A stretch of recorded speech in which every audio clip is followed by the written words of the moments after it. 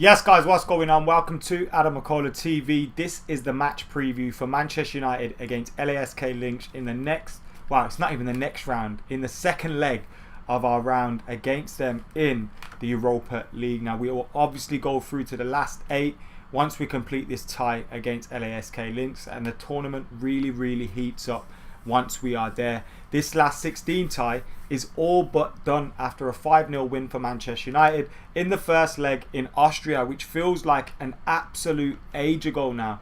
It feels like it was so long ago, that game against LASK Linz, when we won 5-0. Igalo scored, Mata scored, Pereira scored, Daniel James scored. Can't remember who else scored. It was that long ago, maybe McTominay or Fred or someone like that. But United beat them 5-0 over there in Austria. It was obviously a comfortable victory for the Reds, and we came into this game with sealing Champions League football, taking the pressure off the Europa League campaign ahead. But we may be in for a shock, because Ole Gunnar Solskjaer has been discussing in his press conference about the game whether he might be starting some of the more experienced players and some of the more regular first team players, or is he bluffing? But it looks like he's taking this Europa League serious. It was Greenwood who scored the other goal. Sorry, how could I forget Greenwood scoring that goal? He scored so many goals, it's probably easy to miscount some of them. But yes, Mason Greenwood also got a goal in that game. And 5-0 up, going into the second leg. This is done and dusted. We could probably play the under-23s and still get this job done. And especially when you look at LASK Linz last run of games. They've only played one game in the last month. That came in a friendly, which they lost against a side from, I think it was from Serbia. So they've lost their only game in the last month. And before that, their run of form in the Austrian league wasn't great at all either. They had won just 3 out of their last 11 games. So their form in the league hasn't been good. Their form against Manchester United wasn't great at all. It was way too comfortable for the Reds. And whilst they are a side that are used to winning, they haven't been doing that recently. So yes, it's going to be a weird game, with the game being pretty much done behind closed doors again at Old Trafford. United probably resting loads of players, but it's one that we have to go through with and get done. Now, we do know Fabrizio Romano is breaking news around Jadon Sancho at the moment, but it's not much in terms of development. He's still sticking with the same fee, saying United will be paying £90 million up top, with a further £18 million in add-ons. That £90 million will be in 3 instalments over 3 years, which is obviously great for United as well. So that's what Fabrizio Romano is saying, and he's also saying the terms are agreed with Jadon Sancho. So he hasn't changed anything from his report yesterday. I think it's just the British press that have reported it, and he's saying that the clubs are in talks again today. So we maybe could get some breaking news, some more breaking news, maybe a here we go at some point today. But it doesn't feel like it was worth going into an extra video and just hijacking this LASK Linz preview with a live stream. So I stuck it out, and we stuck with this one. Peter with the super chat says that George Best painting is quality. My dad bought it me. I think it was last Christmas. It's a good present, that, isn't it? And it looks good in the shot as well. Thank you very much, Peter, for getting involved. So looking ahead to this game, Ole Gunnar Solskjaer had his press conference today, and he had his press conference on Zoom with Jesse Lingard and the press, and he said, we're 4 games away from winning a trophy. The team has developed through all the season, delighted with finishing 3rd, but the next step is to win a trophy.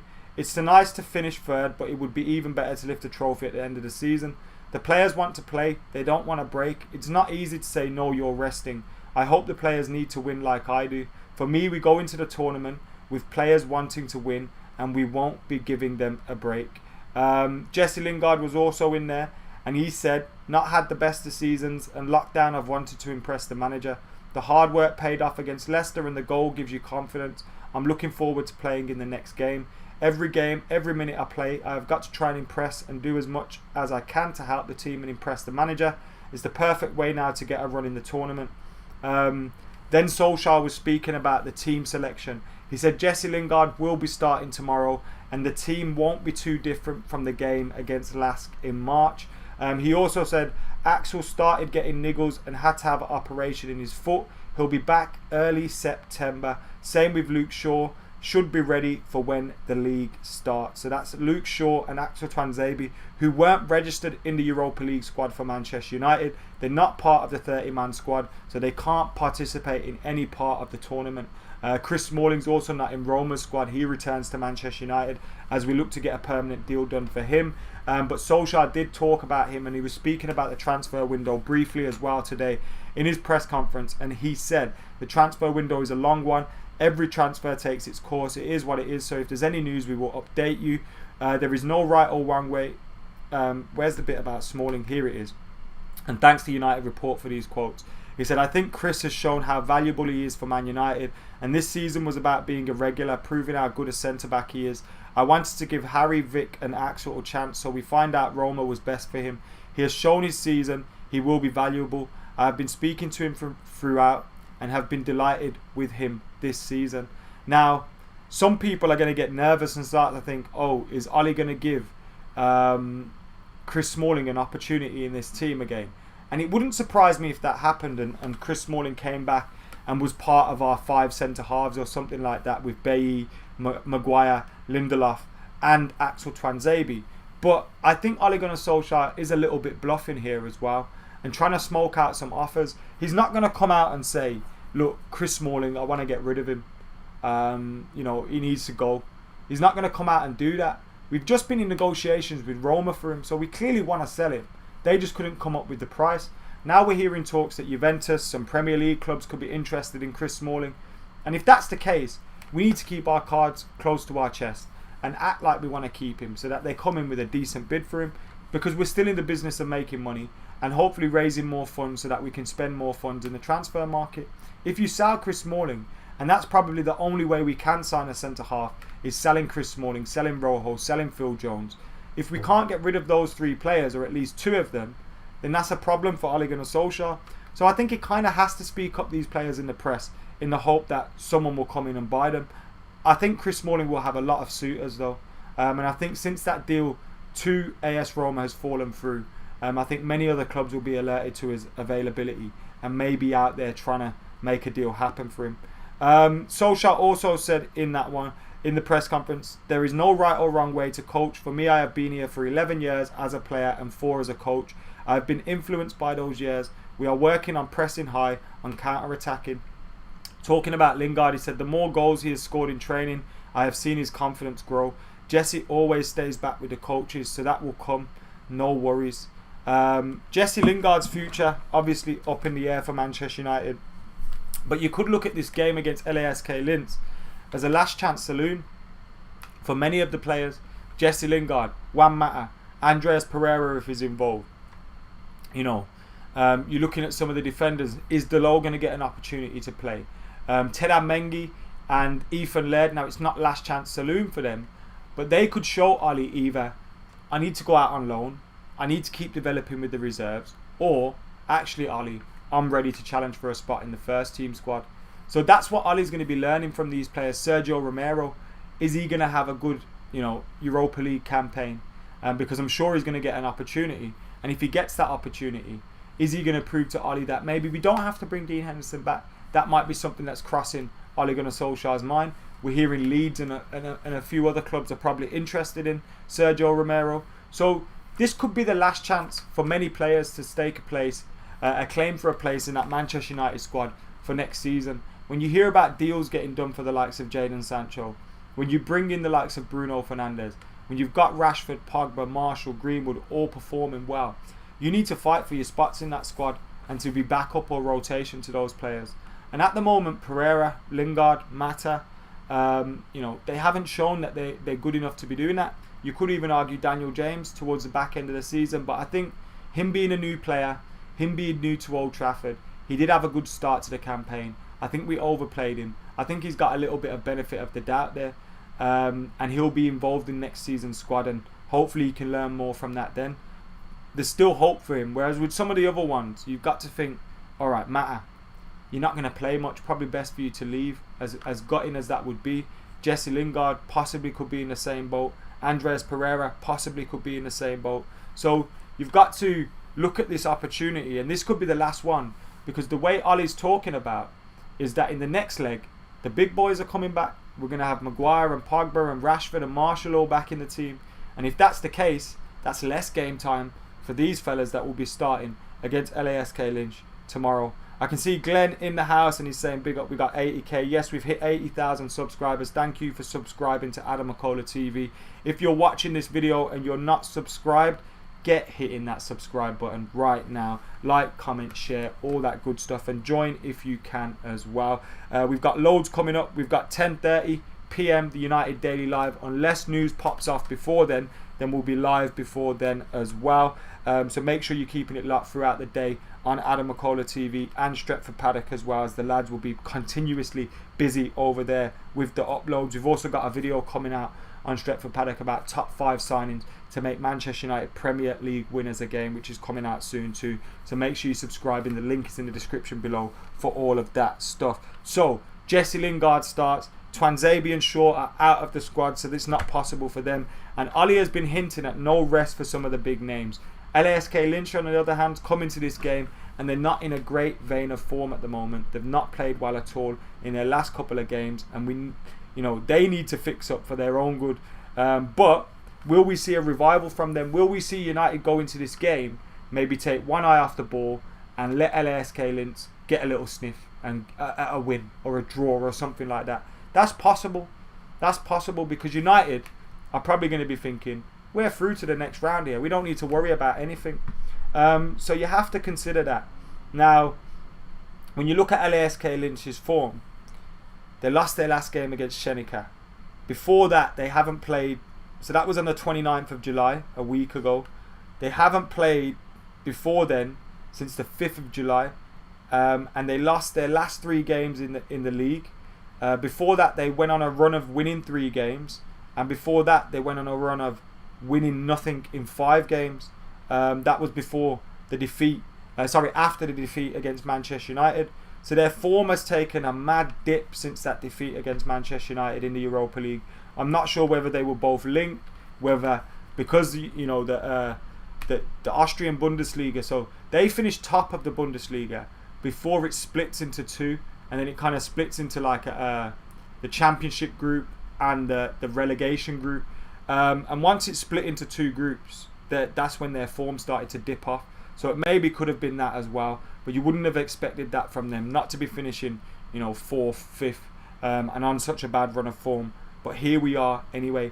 But a team that has got nothing to lose is a dangerous one. That's why all these players that come into the game, they have to be at it, they have to be up for it, and they have to make sure that they're repping, because if they don't perform well, it's as simple as that, you're off, you know what I mean? And it's the transfer window time, so many of these players are going to have to be pushing and hoping that they can get into that squad for next season, because you think there's going to be a fair few who get opportunities in this game. We've got around 500 people watching. Make sure you're clicking that like button, commenting, sharing, subscribing, and joining AdamMcKola TV as well. It's that time of the day when we move on to the predicted 11s, and this is my predicted 11 for this game. I have gone with Sergio Romero in goal. I fully expect we'll give David De Gea a prolonged rest. He looked like he needed it towards the back end of that Premier League run. Although he kept a clean sheet in the last game at Leicester, I think he's due a well-earned rest. I know they've been back in training, but nevertheless, you don't want to wear him out before the season starts.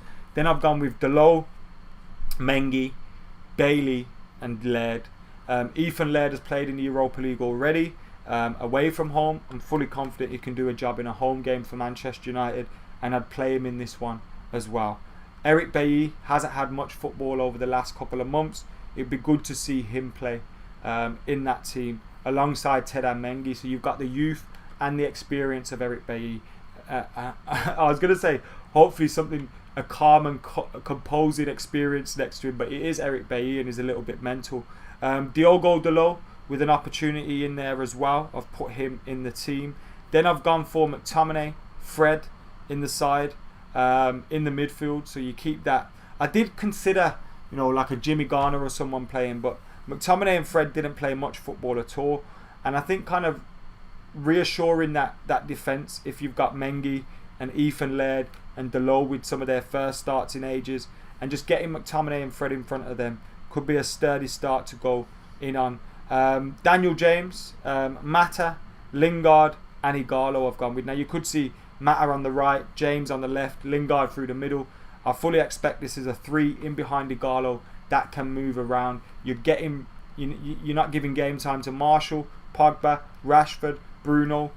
Maybe Greenwood off the bench if you really wanted to. Bring on Garner from the bench if you can.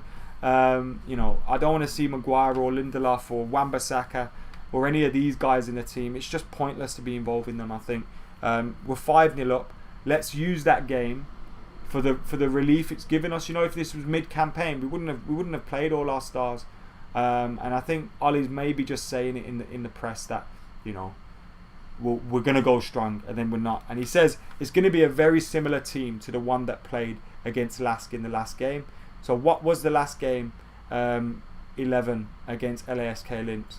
So we had Romero in goal. We had Williams, Maguire, Shaw and Bailly. So we already know Shaw can't play. Maguire shouldn't play. And Williams possibly could start. You could see Williams and Laird. Bailly and Mengi maybe. But I'd definitely leave Maguire out of that. In the midfield, then you had Fred, McTominay, Fernandes, Mata, James and Igalo. So Ollie has already said that Jesse Lingard is starting. So you'd expect Jesse Lingard would come in for Bruno Fernandes in that 6. So you'd have Fred, McTominay, Lingard, Mata, James and Igalo, as you have in my 4-2-3-1 here. So out of the 11 that started against LASK in the last game, and Ollie says it's going to be a very similar 11, I've got 1, 2, 3, 4, 5, 6, 7 of that 11. He's already said Lingard will start, so that's at least one change from that 11. So let's hope Maguire's given a rest and all that good stuff in the back. Jat says, I reckon Pogba starts. I don't think Pogba will be starting in this game. To be totally honest with you, I just can't see it happening. George Forrest says, Scotty McTerminator to bang one in from 30 yards. David says, Adam, is this a final test for a few of these players? If so, which players? Yeah, we mentioned... You have probably joined us late, which is obviously no problem. We did mention this a little bit earlier on in the show, that for the likes of maybe Romero, if Ollie's thinking about bringing Dean Henderson back in, for Delo, I'd hate to say it, but Bailly, Laird, not Laird, sorry, I didn't mean to say Laird, not McTominay or Fred, Mata, Lingard, Igalo, Andreas Pereira. Some of those guys are in positions where they need to perform and show that they've got what it takes to be a part of a good Man United squad. And who knows, if they become a big part of us winning the Europa League, that could just cement their place in the squad for next season. And that's what the target has to be for the likes of Jesse Lingard and all that. It's as simple as that. Get hitting the like button, get commenting, get sharing, get subscribing. Jamie Easton says I've gone with the same lineup as him. Not a bad shout then at all, is it? Big Phil to score a hat-trick, says Kashav. I know you're joking, but Phil Jones is in the squad. Although he's probably not going to start. Axel Twanzebe and Luke Shaw are out of the Europa League squad and will not participate in the Europa League. They will be back for the start of the league campaign, says Ole Gunnar Solskjaer. Jesse Lingard was talking about how his confidence is feeling back up after his goal against Leicester City. Now, he's one that we need to see a big performance of in this game. We need to see a massive performance from Jesse Lingard. Maybe another goal. I've got a feeling he will score a goal in this game. And he normally goes on good runs, doesn't he? Gets one, goes on a good run. I know he scored against Tranmere, scored in the Europa League before. But I fancy Jesse to get a goal in this game. I also fancy Igalo to score as well. I think we're going to win about 3-4-0 in this one. I'm hoping the boys are up for it. And I think making those changes, like if you play Delo, Mengi, Bailly, Laird, Romero, they've all not played recently. They said they've got no reason to be complacent. McTominay, Fred, why are you lot being complacent? James, Mata, Lingard, Igalo, same thing can be said for them. They've got no reason to be complacent. It's not like they're the first 11 that's been playing every game and got us into the Champions League, and they're probably thinking, well, the Europa League's just a bonus. We don't need to worry about, qualification for Champions League and all that. So they probably could be, you could think, yeah, maybe they'll take their foot off the gas. But when you're getting your first start in God knows how long, you need to start performing. Igalo to score, says Murali. I agree with you. I think Igalo and Lingard are going to be on the score sheet, and Man United are going to win 3 or 4-0. FIFA 21 career mode is going to be mental, says George Forrest. The updates on Jadon Sancho. I know some of you are just in here for updates on Jadon Sancho. That's what time of year it is, where everybody is obviously looking for transfer news. Fabrizio Romano has been reporting that Manchester United... hang on, actually, we've got some new reports thanks to the United report. So Sport 1 are saying United around Ed Woodward and Matt Judge have been using a broker group for the Jadon Sancho deal since Sunday.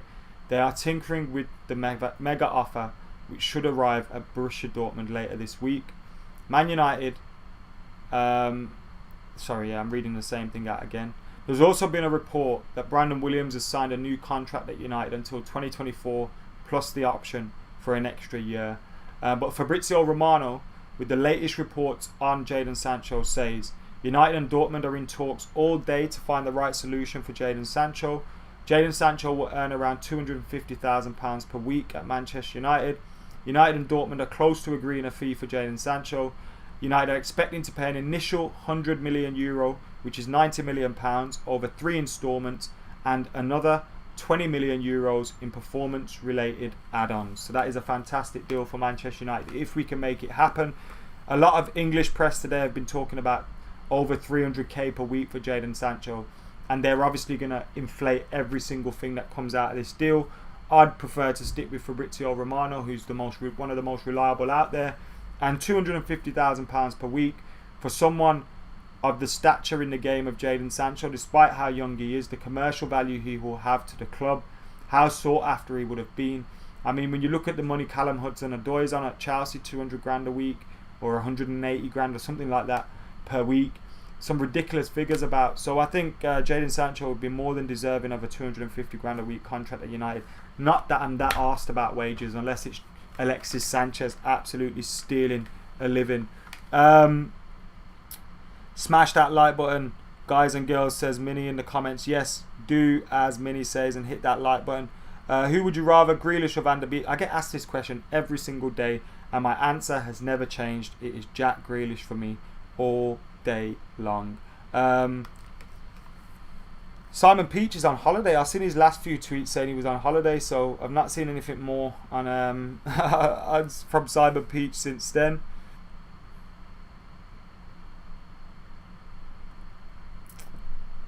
Thanks for watching, Abuday, George Forrest, MUFC, FR, Joshua Pillin, Cannonballers back in the house. We recently hit 80k subscribers, so thank you very much for helping us do that. We are now 20k away from 100k and getting that plaque on this wall behind me. So get hitting that subscribe button if you're not yet subscribed to AdamMcKola TV. Get liking, commenting, sharing. Get your predicted 11s in for that game against LASK Linz in the comments below. My score prediction is 4-0 to Manchester United.